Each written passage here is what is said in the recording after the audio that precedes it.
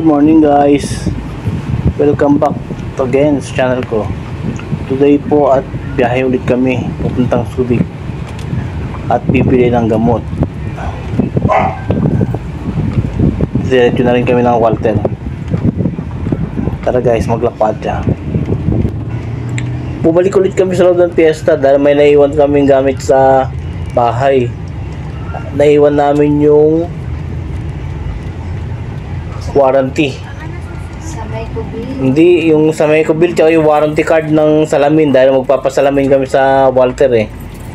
Kaya binalikan po namin sa bahay yung naiwan namin. Konti na lang? So tapos namin makuha yung warranty ng salamin tsaka yung resibo ng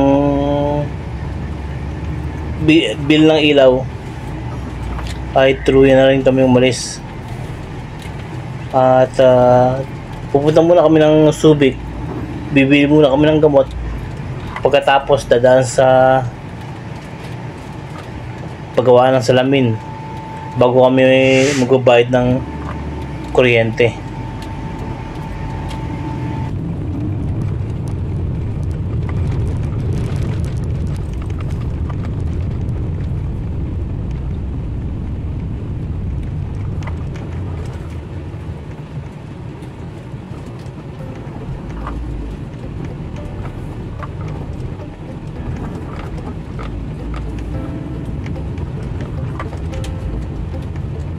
Doon tayo yung Subic.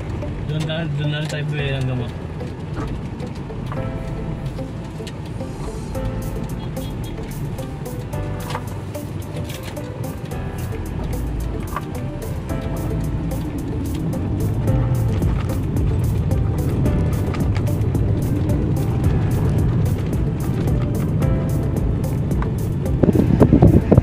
So nakalabas na kami ng Casilejos at nandito kami sa Pamatawan, Subic, Zambales. Papunta na kami ng Walter Mart. Actually mauuna muna kami pupunta sa bilihan ng gamot bago kami pupunta ng Walter Mart. Dahil nasa Walter Mart yung executive optical, doon kami magpapagawa ng salamin. Samahan nyo na lang kami guys, maglakwatsa. Ito po ang kalsada papunta sa Subic. Mula Casilejos hanggang sa Subic. Nakikita nyo po yung jeep na kulay blue. Yan po ang mga jeep na biyaheng Olonga po at Subic. Dito po kasi sa Olonga po ay color coding ang sasakyan. May mga kulay ang mga sasakyan bawat ruta. At yung kulay blue, yan po ang ruta ng Subic at Olonga po. Ang ruta naman ng Olonga po at Casilejos, blue jeep din pero kulay dilaw ang bubungan. Kung tawagin nila ay yellow top. Yan po ang ruta. Olonga po at San Casilejos at San Marcelino.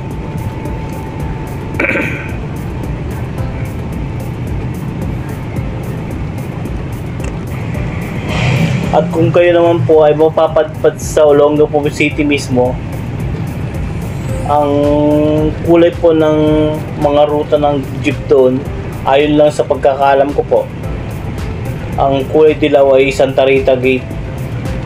Ang ibig sabihin po ng salitang gate, yun po ang entrance ng SBMA sa ngayon. Dati po kasi ang SBMA ay dating US Naval Base. Nung pumunta ko pinatubo noong 1991 at nag-evacuate na yung mga Amerikano, nag-pull out na ang US Naval Base, na-convert po ng gobyerno ang dating naval base, ginawang Freeport Zone po. So yun po ang salitang gate ay entrance ng US Naval Base. Kaya kung makikita po ninyo ang mga jeep doon nakasulat sa mga jeep na dilaw, Santa Rita at Gate. Yun po ang pagkakalam ko dahil matagal po kasi ako nawala dito sa Olonga po dahil nag-abroad po ako. nag 25 years ako nasa Saudi Arabia bago ko tuluyang umuwi dito ng Pilipinas noong 2020. Anyway, so ganun po ang ruta. At ang pula naman po, Mabayuan Gate. Yun ang kulay naman, kulay pula. Yung gate po, yun po yung entrance papasok sa SBMA. Tapos ang pagkakalam ko, ang Gordon Heights gate, Gordon Heights tapos gate ay kulay orange. Tapos kulay brown ang palengke papuntang Kabalan. Kulay brown po 'yan. Hindi ko na kasi kabisado yung mga yung mga kulay ng jeep sa Olongapo dahil matagal na ako nawala sa Olongapo. Hindi ko alam kung yun pa rin ang mga kulay.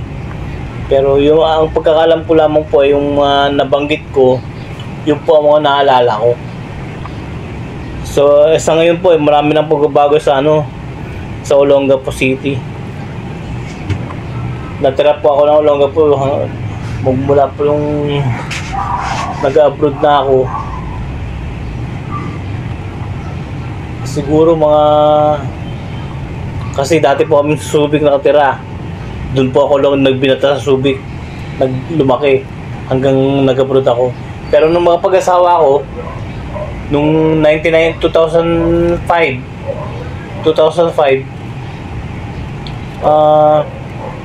doon kami natira sa Kabalan. Doon sa apartment ng kapatid kong bahay. So doon kami natira hanggang tuloy na namin nabili ang bahay namin dito sa Castillejos. Kaya nung 2020, pag uwi ko galing na Saudi, dito na ako tumira sa Castillejos. Sa ngayon po ay hindi ko na po alam sa Olongapo ang mga ruta ng jeep doon. Actually, maliligaw na ako sa Olongapo dahil matagal na ako nawala eh. Sa ngayon, pag uwi ko ng Pilipinas, dito na ako sa Castillejos naglagi. Pero darating po ang araw,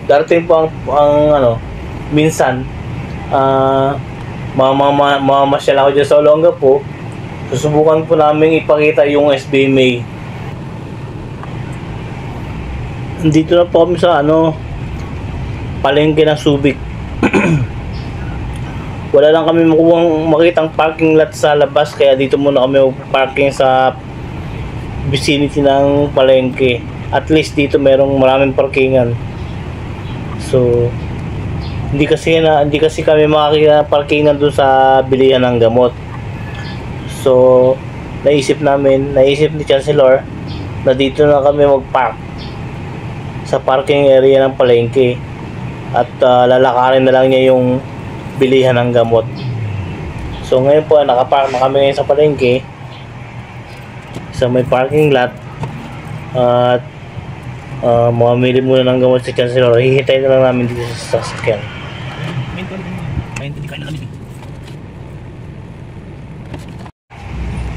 Pumasok na po kami sa may Walter Mart sa Subic. Dito actually papasok kami sa may parking lot niya dito sa likod. Maluwag naman dito eh. Kaya sana naman may parking space para sa amin. Wala daw kami pasok Thursday Bakit daw? Holiday. Holiday? Nang? Tawag labor ba yun? Ay, May 1. Labor Day. Labor Day nga.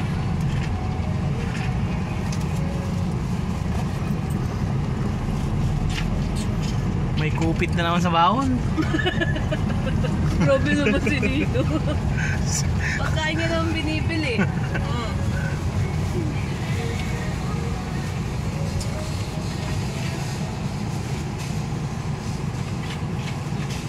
Magkano ba allowance mo? 100 o 50? Dito na kami sa Walter. Sa ngayon po ay nakarating na kami dito sa may Walter Mart. Hindi doon sa Ang safe tapos lang namin mag-park, ngayon po ay para papasok na kami. Dito po kasi sa may Subic. Malapit lang kasi ang Subic sa may Castillejos. Kaya kami madalas dito na rin kami nag-shopping o nag-grocery. sa Walter Mart. Tsaka nandito din po yung office ng, yung shop ng Executive Optical, kung saan kami magpapasukat ng salamin ni Chancellor. Nandito na rin, may ATM machine na rin dito, may bangko. So, accessible na po lahat ng mga kailangan gawin. Kaya ako minsan, one-stop shop nangyayari. Andito na yung bangko, andito ang supermarket, may mga maliliit din na shop na hardware, bilihan ng school supplies, may mga food court din. Kaya kahit pa paano, yung ibang mga shoppers dito na rin nagpupunta.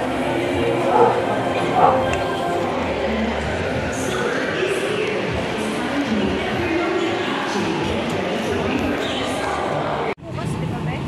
10, pasok. Wednesday. Spaghetti tayo. 10 ng umaga. Yes. Dati 8, anay. Alas 9 ka alis, di ba? Alas 9 ka pasok.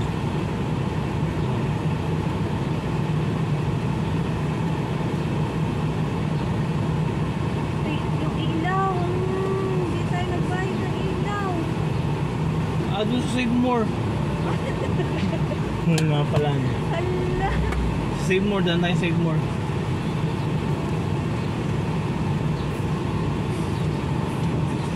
Ang ano mamaya? Ay, So sa ngayon po ay palis na kami ng Walter Mart.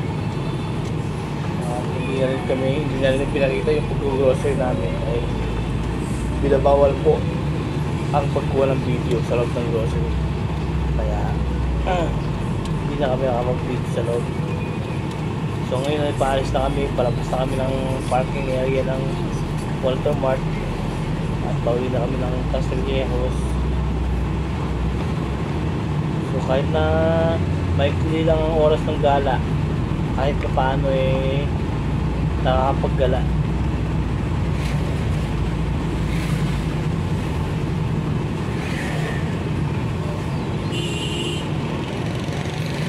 Signal silang dalawa.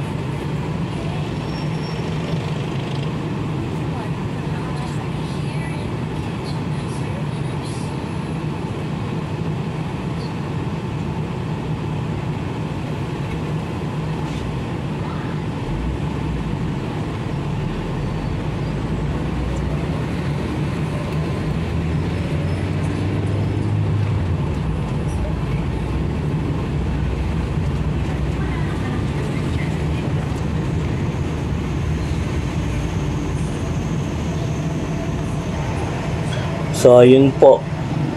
Ayan po, palabas na kami ng Walter Mart. Dito na kami sa highway. Pauwi na kami ng Castillejos.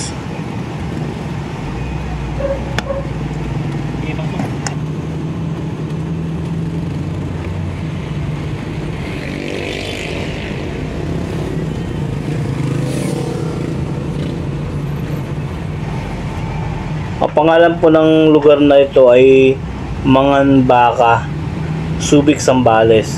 Dito po ang location ng Walter Mart Subic. Ngayon ay nasa Manganbaca na kami,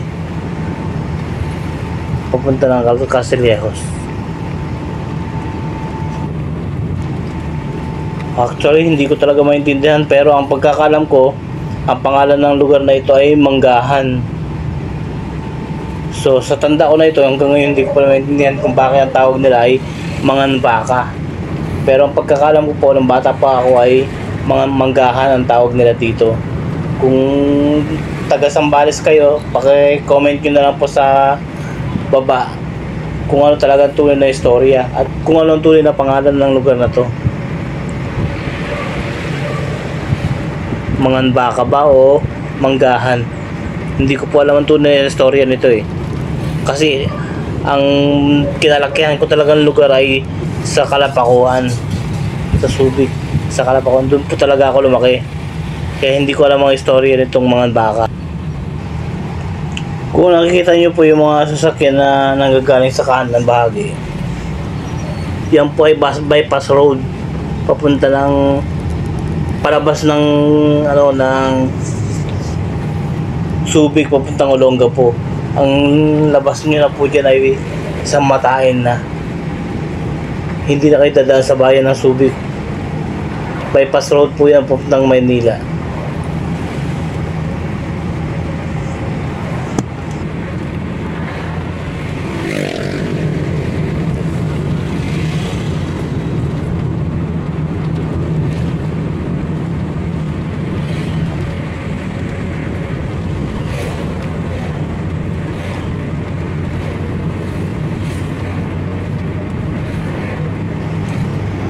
So magmula po sa Manganbaka or Manggahan, approaching na po kami dito sa Aningway.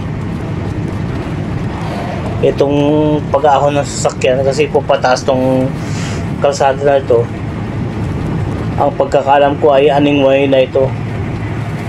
Ito po ang boundary ng Manggahan at ng Aningway. Ayan po.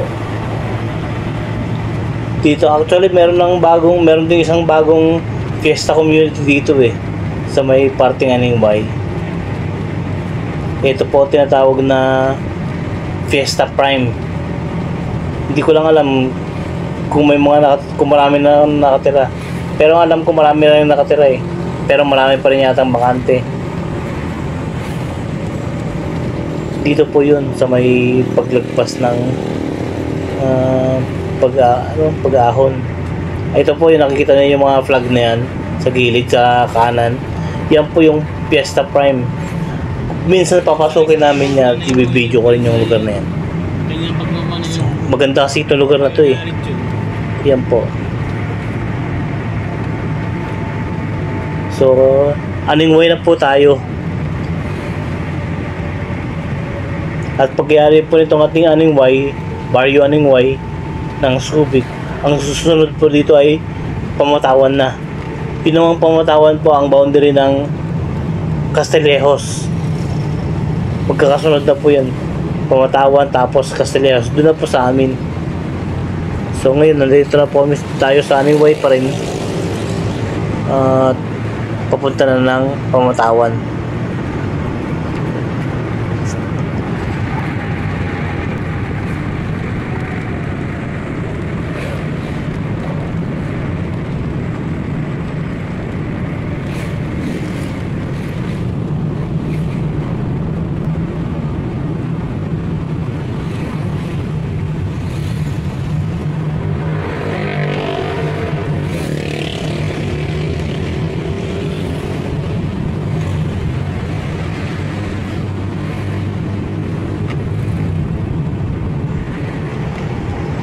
So guys, alam ko Pamatawan na po itong lugar na to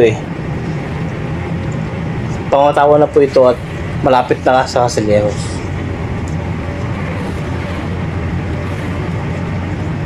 Meron din isang bagong ginagawang fiesta community dito sa may Pamatawan. Pero ongoing pa yung sa kanya yung development. Ito po sa may parting kanan ko, yan po yun ginagawang dinidevelop ng fiesta. Panibagong subdivision na naman po yan. Dito kasi sa may Zambales, Subic at sa may Castillejos, marami ng fiesta dito Kung di ako nagkakamali dito sa Castillejos meron ng 2 fiesta. Sa Hangil Village tsaka yung sa Del Pilar. diba? Tapos sa Subic po, kung di ako nagkakamali, 3. Isa sa Manggahan, isa sa may Aningway, at isa sa Yun lang. hindi pala, 2 lang ata. Hindi ko alam, basta meron pang isa sa Olongapo. So ngayon po ay malapit na po tayo sa Castillejos.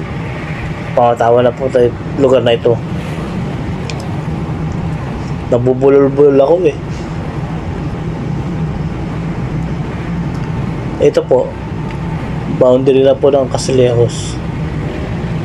Ayan po, yung arko na yan, makikita ninyo. Palabas na kami ng Subic niyan sa may tulay. Yan po yung boundary, Pangatawan. Itong tulay ang boundary ng Castillejos. Yan na po yung Castillejos. Sa may kaliwang, sa parteng kaliwa, makikita po ninyo yung Save More naman. Yan po ang boundary ng Subic at ng Castillejos. Itong Save More, ito naman po, sa kasunod ito ang gate ng Fiesta Community. Tapos makikita ninyo yung McDonald's. Sa pagitan po ng McDonald's at ng Save More, yun po ang gate ng Fiesta Community kung saan kami nakatira. So, minto muna kami dito dahil meron bilihan ng rito eh. May hardware dito sa tabi. Minto muna kami at bumili kami ng doorknob para sa pintuan na yung kwarto ni Chance. Nasira kasi yung doorknob ng pintuan niya, kaya nag-stop over muna kami dito para bumili ng doorknob. At yun.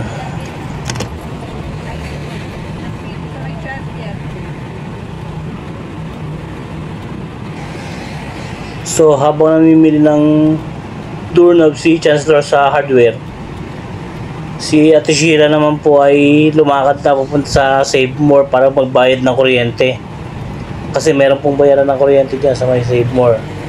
So habang nagbabayad, namimili si Chancellor ng doorknob, nagbayad si Ate Sheila ng kuryente, at doon na lang kami magkikita sa parking sa harapan ng Save More.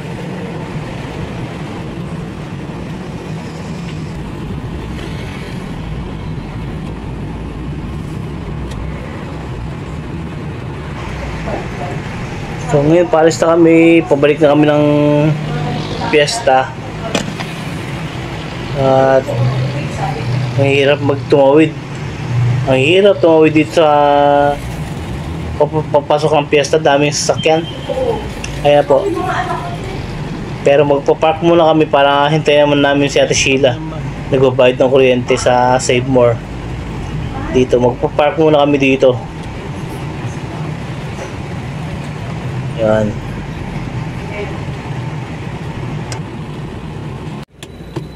Tara. Kaya pala ang tagal mo. Ang tagal dumating ni Ate Sheila. So, dumating na rin po siya at ngayon paalis na kami. Ngayon ay umaatas na yung kotse at papasok na kami ng Fiesta. Nakapagbayad na ng kuryente. Ngayon naman po, diretso naman kami sa bayaran ng homeowners fee. Dito kasi sa Fiesta, buwan-buwan nagbabayad talaga kami ng homeowners fee dito eh. So ngayon, minsan yun namin yung lakwatsa namin. Diretso kami sa bayaran, sa Bayanihan Hall.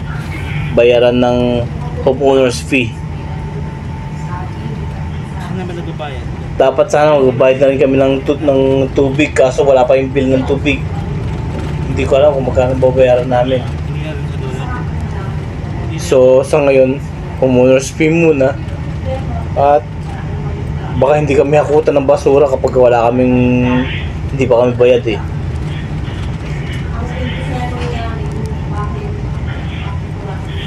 So yun na po yung Bayanihan Hall. Diyan po ang bayaran sa homeowners fee. Diyan po kasi ang office na homeowners eh. So, yun. So, hindi kami nakapagbayad din dahil inaabot kami ng lunch break. Pinababalik kami ng 2 o'clock dahil magla-lunch daw muna sila. So, ngayon pauwi na po kami. Bye-bye po.